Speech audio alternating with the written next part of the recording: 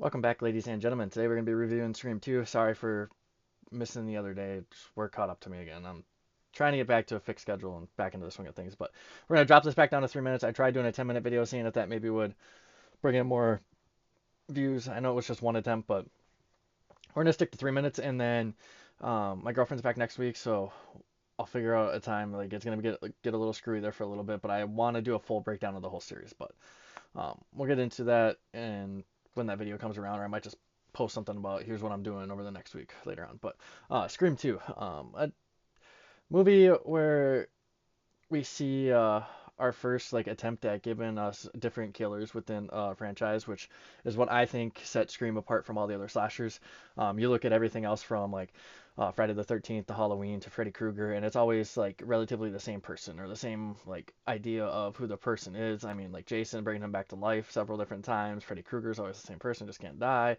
Michael Myers is said to be the same person, so like at the end of the day, this is like the first time in the slasher genre where we really see a different killer in each of these movies, which I think is a really nice separation because we get to add a bunch of different storylines together that all lead to Sydney, and then like it all, I don't know, for at least most of them connects really well. But in this one, we see um, the mother of Billy. As one of the killers who the actress that plays her plays in like Roseanne and a few other things. I really like her. She's a lot of fun, and my first watch through, I didn't even think about her to be honest, because I'm thinking, oh, news reporter, she's gonna be like Gail, so it's like, oh, I'm not even gonna think of her as a killer, but it works out really, really well here. Mickey being the other killer here in this movie, I actually had a feeling with him just because of the way he was talking about like all these horror movies, and he just kind of always had that like look to his face where it was like, oh, okay, like I could see that. Did I fully expect it? No, but I did have an idea that maybe it could be him.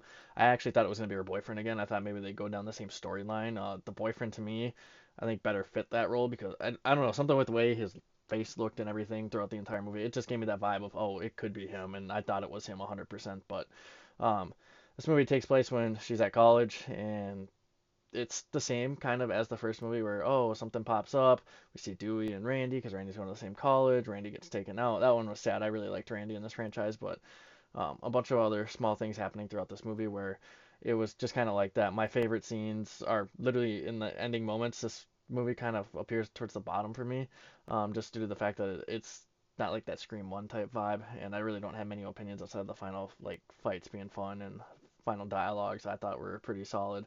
In between it was just kind of meh. But yeah, that's all I really have to say about this one, guys. I'm sorry, I wish I had more in depth here, but we'll see you guys for Scream 3.